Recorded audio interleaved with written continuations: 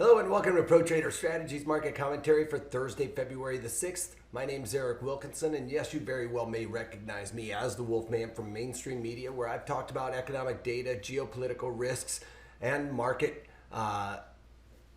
directionality. Here in these daily market commentaries, I do some of that stuff too, but I layer onto it with the option strategies I find that is appropriate for those assumptions we come up with from the economic data, how that's impacting the overall markets. And please remember, past performance of any trading system or methodology is not necessarily indicative of future results. All right, with that out of the way, let's get it on with across the pond. We got some economic data there.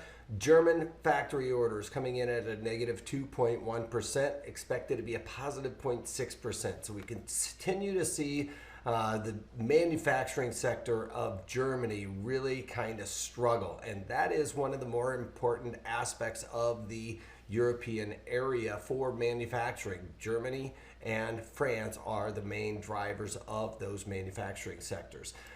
Then we move back here to the United States. We got preliminary non-farm productivity coming in at 1.4%, better than the expected 1.6%. Unemployment claims, 202,000, expected to be 215. So less people claiming unemployment. We also saw that ADP number yesterday that was knocking it out of the park. All of those things making it look like the job market here in the United States is going pretty strong. We are going to have to wait until tomorrow, though, for the major economic data point in the form of non-farm payrolls here in the United States. We also got natural gas storages as a drawdown of 137 billion cubic feet, expected to be a drawdown of 123 billion cubic feet. So more of a drawdown there should give support to natural gas. We're really going to be looking at crude oil, as you can see here with the overall markets. Crude oil moving a little bit higher today by about 27 cents, back into the 50 handle. Earlier today, we did go up and test the value area low, which we've talked about. I think that we're a little bit overextended to the downside, especially when we're going down there and testing that area of the $50 a barrel where we tested down here. We can see we traded 49.31, broke out of that handle, but yesterday we got a nice move higher. If you remember, when we went down there and traded below that $50 a barrel, I was like, this is way overdone, and added a couple of bullish trades for the crude oil sector. One of those I've covered, and we'll talk about that here in a little bit. But now we're seeing crude oil rebound a little bit yesterday and trying to gain some momentum as of today with the good economic data. Maybe that's going to give this a little bit of a push, but at this point we're kind of stalling out. We've got gold futures moving a little bit higher today, and that would be usually what we would kind of consider maybe there's some weakness going on in the equities. Well, they're still in positive territory, but well off the highs we saw right on the open. So Dow Jones basically opened on the highs and have since seen it lose some of its momentum to the downside. But I think that for the most part, we are going to see a little bit more of some consolidation going on throughout the rest of the day ahead of tomorrow's big non-farm payroll numbers. So keep that in mind. I think we might see volumes start to wane a little bit here today.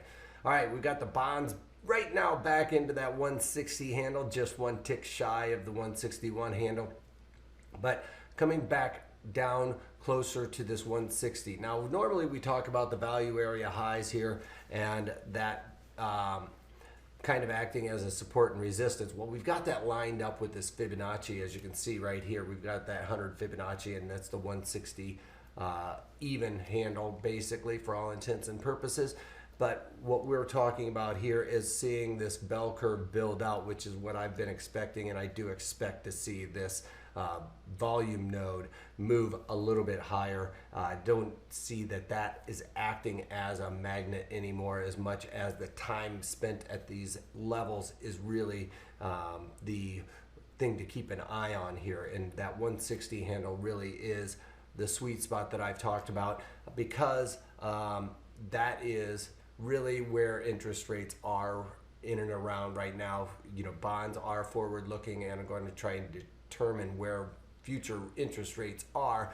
Well, Fed's starting to, or the Fed fund futures are starting to price in another rate cut in 2020. I don't know that they're going to cut too many more times or at all this year. So the first cut is basically out into November. So that's quite a ways off.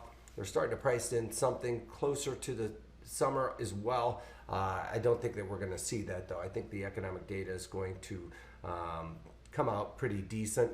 We're going to have to keep an eye on, though, that coronavirus. That really could signal or could cause a bit more of a slowdown as the manufacturing sector in China starts to slow. That could kind of filter out into the rest of the broader markets here in the United States and in Europe. So we're going to keep an eye on that as well. But as of right now, our economic data points are coming out pretty decent, and equities don't seem to be too weary anymore of that. It's like it's already been priced in. Maybe that whole precipice has happened, and we should start to see some of this coronavirus start to dissipate, you know, barring any more massive breakouts there. All right, VIX slightly in negative territory, holding on to the 15 handle though right now as we speak. One thing to note is that 200-day moving average is being tested right now, so that could act as a support and resistance.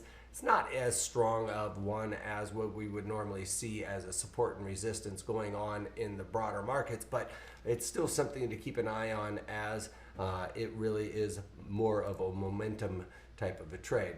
All right, here's what we're talking about. The Dow Jones Industrial Average hanging on to some positive gains here, up only 12.5 points, whereas this morning we were up about 100 points higher than that. And you can see that new all-time high printed intraday because this index right here, the average is only during the day session, but we have opened up on those highs and come down, covered that gap, if you will, from the gap open. Now we've closed that. But market's not getting a whole lot of a momentum building to the upside. NASDAQ here, we got up about 30 points on the day as well. You can see it is well off the highs that were created there. And E-mini S&Ps, similar situation. Again, now yesterday we talked about the NASDAQ and creating this type of chart pattern.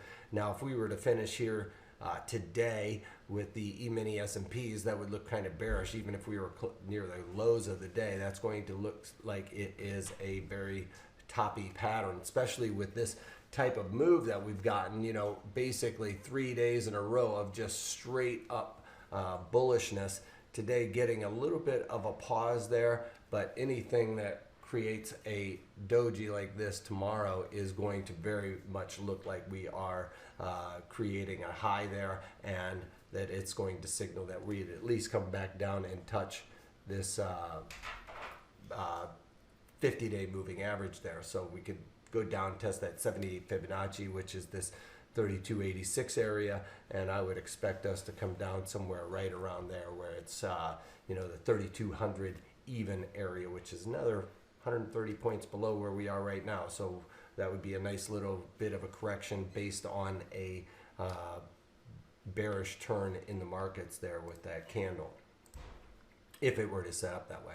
Here we go with the E-mini S&Ps. One thing to note, overnight highs in the NASDAQ and the E-mini S&Ps. No attempt to go up there and print those during the day session. So as of right now, it looks like we've tried to flush out those longs in the overnight inventory, coming back down to yesterday's area. So a bit of a gap cover there from the open on that. And right now, kind of sitting sideways, you know, not a whole lot going on in the markets. You can see volumes here today really starting to wane early, which means the institutional investors are kind of pulling back rather sooner than later. All right, let's get on with my trades.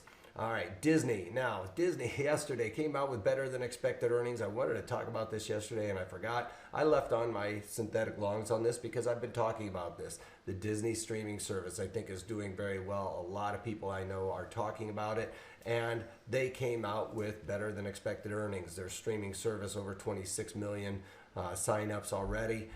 That I thought was going to give more of a push. Now, the dark cloud here is the coronavirus, and you know, some of the theme parks are expected to see some of the attendance really drop off. Now, I thought that, yeah, that would be priced in already ahead of these earnings, but going forward, we would be looking at this streaming service that has been doing very well, and it did. It opened up, rallied high, but it seemed like it was an opportunity for people to short sell it or just cover some of those longs that they've had. And we really sold off hard yesterday based on a really good economic data point in the form of their earnings. Now, we did, one thing to note, hold on to that 200-day moving average. It did come down and test that yesterday, as you can see, and bounced up and away rather quickly. Today, we are starting to move it a little bit in positive fashion, but I don't know that we're going to see 160 anytime soon. We can see that the all-time high is 153, and I would have expected maybe more of a test of the value area high being the 147 handle there, which is where I've gotten into this trade, but continuously lowered my cost basis by selling calls and puts in and around this trade, and I decided to go in there. Despite the fact that we lost a lot of the volatility yesterday in this trade, I decided to go in there and sell some March 160 calls, staying mechanical, lowering my overall cost basis, collected another 58 cents on that. So, you know, this is what we've been talking about in this new webinar course, and how we are going to try and stay with this trade and stay mechanical, lowering cost basis throughout the time here. And I've done this now. This is the third time selling those 160 calls. So I've gone from the January to the February and now to the March. The January I collected 50 cents. In the February I collected $1.03, and then just now collecting this new 58 cents on those 160 calls. That's a place that I'd be happy to get out of. That's a new all-time high here in Disney, or at least for the 52-week high. I haven't checked back that long in time, but I believe it would be a new all-time high as well. So you can see that now I've lowered my overall cost basis on this trade by about $2. So my break even on this is about 146, or sorry, from 148 where I originally put this on, lowering it down by $2. So my break even is 146 on these trades. So still a little bit in my face on this trade. We did get a chance to get out of those when it was trading 148, but I thought for sure with the streaming service there would be some strength behind it. So I'm still expecting this to rally, but it's going to take a little bit longer than what I originally expected. It really is what it breaks down to. All right, Tesla. Now, you know, yesterday Tesla, and I haven't looked at this chart in a while, but it's making a nice comeback today. And with Tesla, you guys remember that I took advantage of taking the opportunity to get short some of this.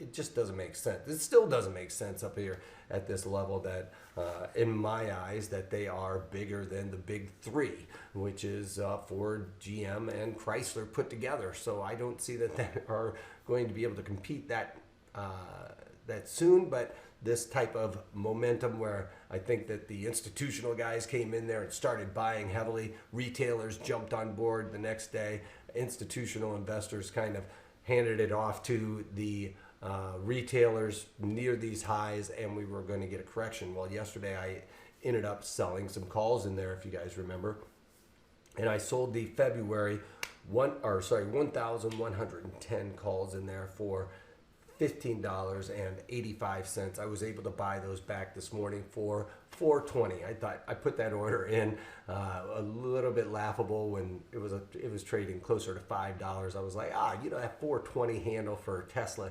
seems like the right thing to do at the right time, and ended up getting hit on those. So I am out of Tesla on those short calls for a nice profit. You know, I can't emphasize enough. That was well over 50% of max profit, right? Yesterday, I was already seeing the 50% of max profit. So you can't shake a stick at that. I'm not going to squeeze that out for the extra $4.20 to just say I'm right.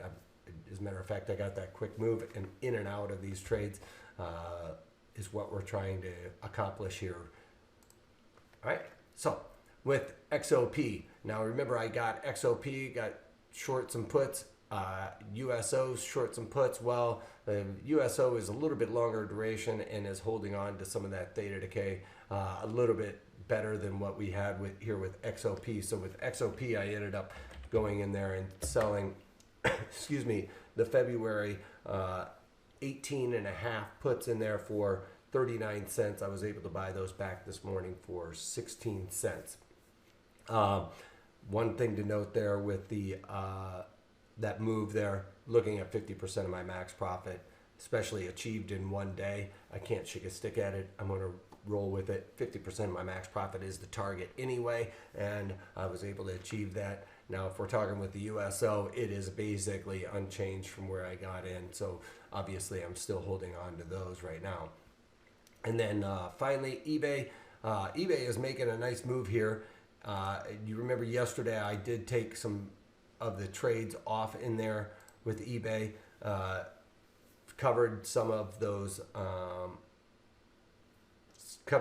longs, but I left on about 50% of what I had. So I'm still watching this one. It's making a nice move today to the highs that we saw yesterday, based on this possibility of the ICE buying intercontinental exchange, buying them. So I'm going to stick with it. They're starting to see some bullishness here. I still have on part of that trade. I haven't gotten out of those yet.